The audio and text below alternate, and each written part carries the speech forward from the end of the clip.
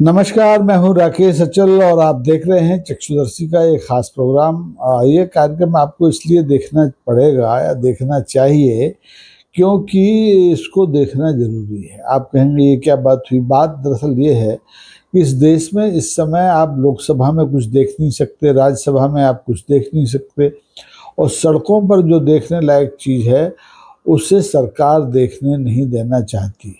आपको मालूम है कि देश में इस समय जो हमारा समूचा विपक्ष है वो स्पेशल इंसेंटिव जो रिवीजन है बिहार में, उस मुद्दे को लेकर के सड़कों पर है। सड़कों पर बाकायदा प्रदर्शन हुआ, गिरफ्तारी हुई, सांसदों ने गिरफ्तारियां दी, और बावजूद इसके देश की संसद अब इन विपक्षियों को सुनने को तैयार नहीं है। देश की संसद के दोनों सदनों में आज भी सरकार ने संसद को या तो अपने ढंग से चलाया या स्थगित कर दिया। यानी अब ये लगने लगा है कि देश में जो विपक्ष है उसकी जरूरत कम से कम इस संसद को तो नहीं है। सरकार अपना काम बिना विपक्ष के भी चला लेगी, और जिस ढंग से सदन में विधेयकों पर एक तरफा बहस हो रही है, एक तरफा उन्हें पारित किया जा रहा है, उससे जाहिर हो गया है कि आने वाले दिनों में इस संसद की जरूरत देश को नहीं होगी। क्योंकि देखिए, संसद में दोनों पक्षों का किसी भी कानून के निर्माण के वक्त सहमत होना जरूरी है। अब चूंकि संसद में मतदान हो नहीं रहा है, बहस हो नहीं रही है, सिर्फ और सिर्फ हंगामा हो रहा है, और विपक्ष हंगामे के लिए जिम्मेदार भी है, क्योंकि विपक्ष कह रहा है कि उसकी बात सुनो, और संसद के दोनों सदनों में उसे सुना नहीं जा रहा है। ऐसे में अब सवाल ये है कि विपक्ष जाए तो जाए कहाँ। अब सरकार का टेसू अपनी जगह अड़ गया है, विपक्ष का टेसू अपनी जगह अड़ गया है, और चुनाव आयोग का टेसू अपनी जगह अड़ा हुआ है। अब ऐसे में जब जब तीनों टेसू अड़ गए हैं, कार्यपालिका का टेसू अलग अड़ा है, विधायिका का टेसू अलग अड़ा है, तो अब जाए आदमी कहाँ। तो अब हमें ये देखना होगा कि संसद, तो मुझे लगता है कि आज भी संसद में टुकड़ों में थोड़ा थोड़ा काम हुआ है और हंगामा लगातार हुआ, लेकिन पीठासीन अधिकारी जो सबसे ऊंची कुर्सी पे बैठते हैं उनके कान इतने मजबूत होते हैं कि वो सहमति और असहमति के स्वरों में कितना, कौन ज़्यादा है कौन कम है, इसका पता लगा लेते हैं, और विधेयकों पर जो संशोधन आ रहे हैं या जो नए विधेयक आ रहे हैं उन पर उनको पारित कर देते हैं। उनको उनको वो मतलब खैर अभी की बात नहीं, शुरू से सुनता आ रहा हूँ कि पीठासीन अधिकारी ध्वनि मत से संशोधनों को या तो पारित कर देता है, विधेयकों को पारित कर देता है, या ये कह देता है कि हाँ के समर्थन में ज़्यादा आवाज़ आई उनकी समझ में और ना के समर्थन में कम, इसलिए ये विधेयक पारित हो गया।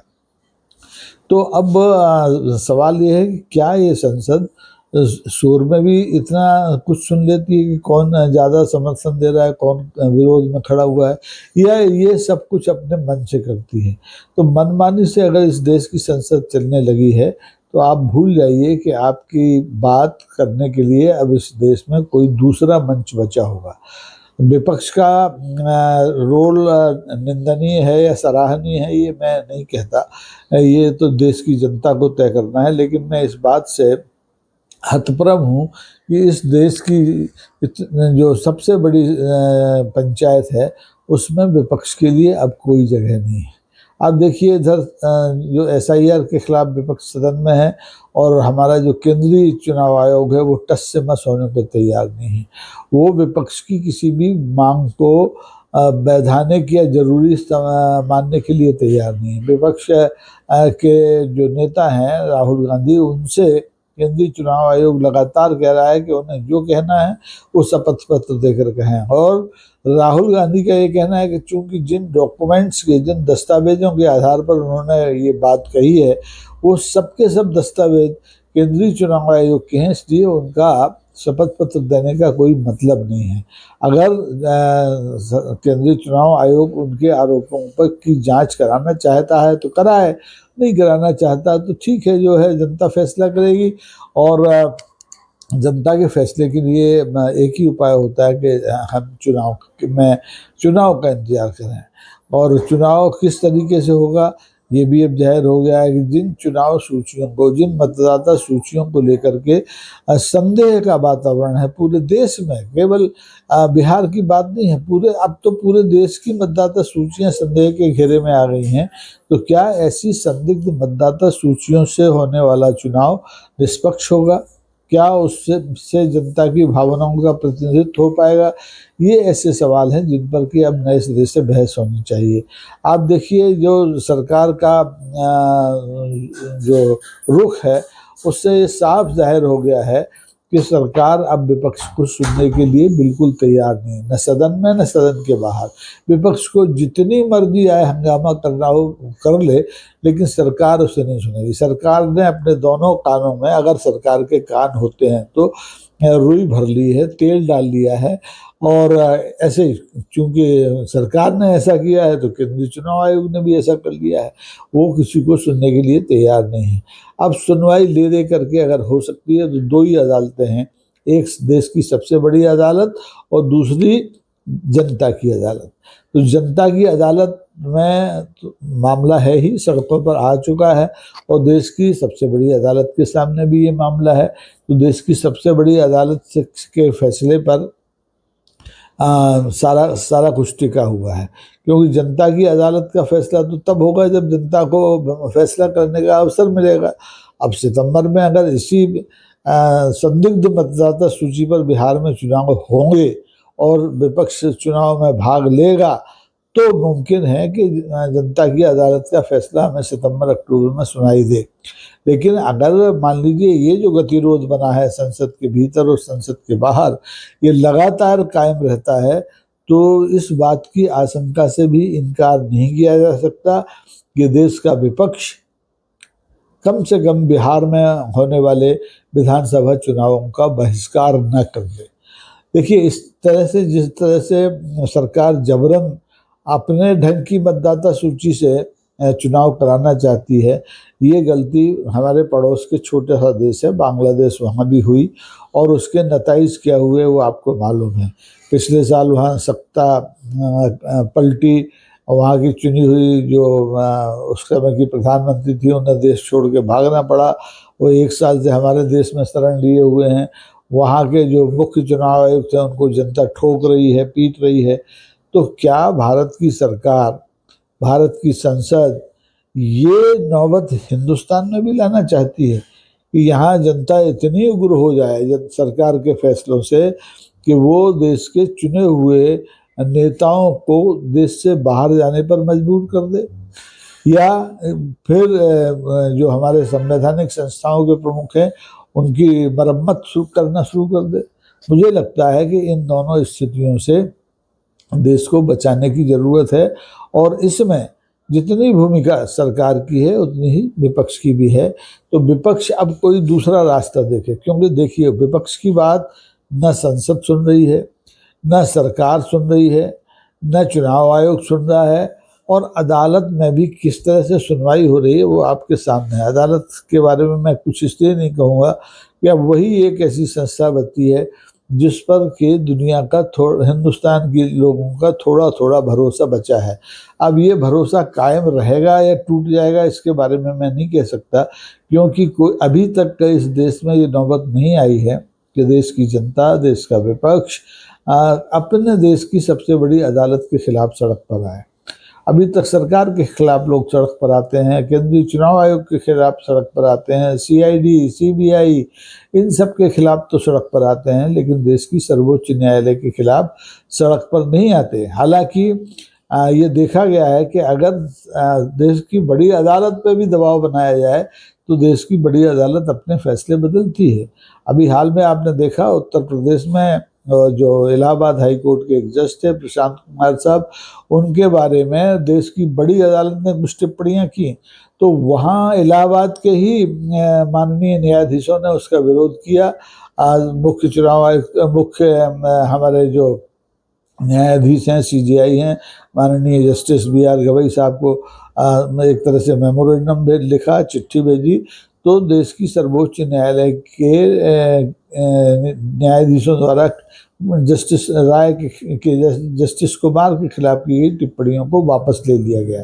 तो अब सवाल ये है कि क्या ये नौबत आनी चाहिए कि देश की जनता देश की सबसे बड़ी अदालत पर भी दबाव बनाए? मेरे ख्याल से ये नौबत नहीं आनी चाहिए। देश की जनता को, देश के विपक्ष को सब्र रखना चाहिए। अब ठीक है, सब्र का बांध अपने आप टूट जाए तो कोई कुछ नहीं कर सकता, लेकिन कोशिश ये होना चाहिए कि सब्र का कोई बांध ना टूटे, रिसाव होता रहे लेकिन बांध टूटना नहीं चाहिए। बांध का टूटना अशुभ माना जाता है, चाहे वो भौतिक बांध हो, किसी नदी पर बंधा हुआ बांध हो, किसी तालाब पर बंधा हुआ बांध हो। अगर वो टूटता है तो विनाश होता है। तो अगर सब्र का बांध इस देश में टूटता है तो जो लोकतंत्र की स्थिति है वो बहुत डामाडोल हो जाएगी। देखिए, इस समय हमारा पूरा देश संक्रमण काल से गुजर रहा है। देश के भीतर असंतोष, जनता नाराज है जिस ढंग से केंद्रीय चुनाव आयोग काम कर रहा है, जिस ढंग से सरकार काम कर रही है, जनता बिल्कुल खुश नहीं है। इधर SIR का मामला है, सरकार सुनने को तैयार नहीं है। उधर पूर्व उपराष्ट्रपति जगदीप धनखड़ साहब के लापता होने का मामला है, सरकार बोलने को तैयार नहीं है। आप देखिए, राज्यसभा के सांसद जो है कपिल सिब्बल साहब बोल चुके, संजय राउत साहब बोल चुके, जयराम रमेश कांग्रेस के वो बोल चुके कि भाई हमारे धनखड़ साहब के बारे में कुछ बोलो, लेकिन सरकार नहीं बता रही है। न सदन को बता रही है, न देश की जनता को बता रही है, और न माननीय सांसदों को बता रही है जिन्होंने की खतों किताबत किया है, जिन्होंने की केंद्रीय गृह मंत्री को चिट्ठियां लिखी हैं। तो अब सवाल ये है कि आपकी जब कोई सुनवाई ही नहीं होगी तो आप करेंगे क्या?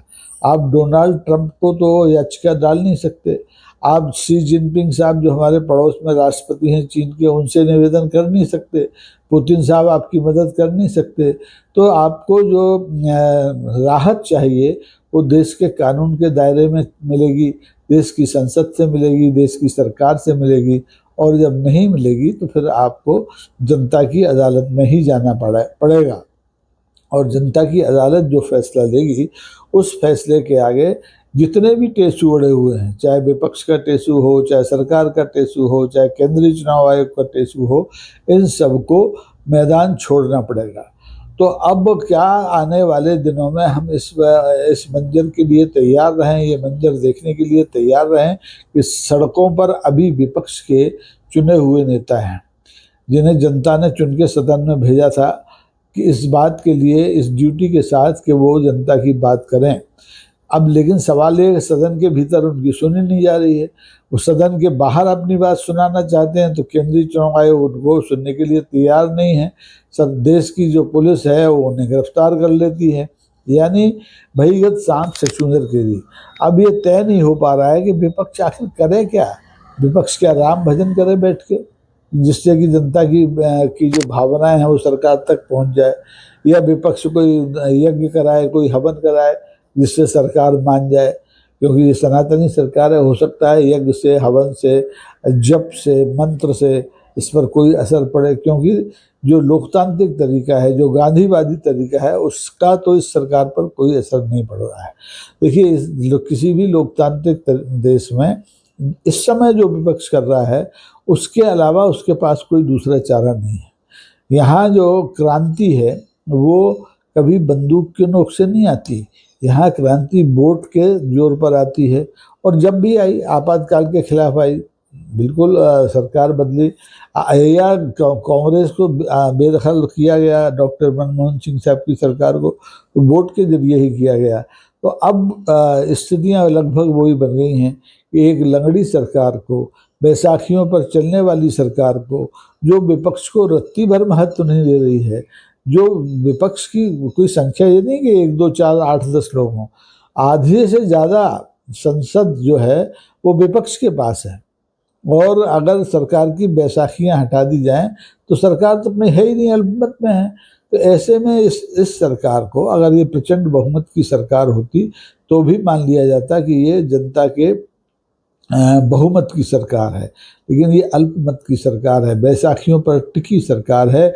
इसे ये हक किसी ने नहीं दिया कि वो विपक्ष की अनसुनी करे, विपक्ष की अनदेखी करे, संसद के भीतर अनदेखी करे, संसद के बाहर अनदेखी करे, और उन्हें गिरफ्तार कर ले। गिरफ्तारी से कोई हल थोड़ी निकलना है, कितनी बार गिरफ्तार करो। अभी तो आपने गिरफ्तार किया, 2 घंटे बाद छोड़ दिया, और इससे आगे जाएंगे तो हो सकता है कि आप उनको जो विरोध करेंगे लोग, जनता के लोग, चुने हुए लोग, आप उन्हें जेलों में भेज दें। कितने दिन रखेंगे भैया? हफ्ते, महीने, 2 महीने, इमरजेंसी में 19 महीने रखा था, आप 20 महीने रख लो। लेकिन जनता की बात तो आपको सुननी पड़ेगी, विपक्ष की बात तो आपको सुननी पड़ेगी, और नहीं सुनेंगे तो उसके परिणाम गंभीर होंगे। ये मैं नहीं कह रहा हूँ, ये परिस्थितियां बता रही हैं कि अगर आप बगावत को आमंत्रित कर रहे हैं तो इसके लिए जिम्मेदार आप हैं, विपक्ष इसके लिए जिम्मेदार नहीं होगा। अब ये कौन सी जिद है केंद्रीय चुनाव आयोग की, लोकसभा में प्रतिपक्ष का नेता हलफनामा दे के शिकायत करे? अरे भाई, आपके दस्तावेजों के आधार पर उन्होंने कोई बात रखी है तो आप अपने दस्तावेजों की जांच करो। उनके मंत्री ने तो कर्नाटक में अपनी कुर्सी छोड़ दी, छुड़ा ली गई उससे, क्योंकि उसके रहते हुए कर्नाटक में महादेवपुरा विधानसभा सीट में मतदाता सूचियों में एक गड़बड़ी पाई गई, जिसकी वजह से चुनाव के परिणाम दूसरे आए। तो अगर किसी राज्य का मंत्री इस्तीफा दे सकता है तो इस देश का जिम्मेदार मंत्री, जो इस चुनाव के लिए जिम्मेदार है, वो इस्तीफा क्यों नहीं दे सकता? इस्तीफा न दे तो सरकार उसका विभाग क्यों नहीं बदल देती? केंद्रीय चुनाव आयोग का जो मुख्य चुनाव आयुक्त है, वो अगर जनता की बात नहीं सुन रहा है, वो अगर विपक्ष की बात नहीं सुन रहा है, तो सरकार उसे हटा क्यों नहीं देती? सरकार ने तो खुद ही उसको रखा है ना। तो ये सरकार की ड्यूटी है कि वो बीच का रास्ता निकाले। अगर बीच का रास्ता नहीं निकला तो आप ये मानकर चलिए कि ये संसद, देश की संसद अकारत हो जाएगी, देश की संवैधानिक संस्थाओं से देश की जनता का भरोसा उठ जाएगा। और उसके बाद क्या होता है वो आपने बांग्लादेश में देख लिया, आपने श्रीलंका में देख लिया, दुनिया के बहुत से देशों में ऐसा हो चुका है। जनाक्रोश का सामना कोई सरकार दुनिया के किसी भी हिस्से में नहीं कर पाती, सिवाय वहाँ जहाँ की तोप और बंदूक की नोक पर सरकारें चलती हैं। अब वो चीन हो सकता है, दक्षिण कोरिया हो सकता है, लेकिन हिंदुस्तान नहीं हो सकता। हिंदुस्तान में सरकार जनता की राय से चलेगी, और केवल जनता की राय से ही सरकार चलाने से लोकतंत्र जीवित रह सकता है। इस बारे में आप क्या सोचते हैं, ये आपको तय करना है। आप प्रतिक्रिया दे करके मैसेज बॉक्स में अपनी प्रतिक्रिया दे सकते हैं। आपको अगर ये वीडियो अच्छा लगा है तो आप इसको लाइक कर सकते हैं, बहुत अच्छा लगा है तो विमर्श के लिए अपने मित्रों में इसको शेयर कर सकते हैं, और लगातार ऐसे वीडियो देखने के लिए आप इसको सब्सक्राइब भी कर सकते हैं। आज के लिए बस इतना ही, फिर मिलेंगे। बहुत बहुत धन्यवाद। नमस्कार, जय हिंद।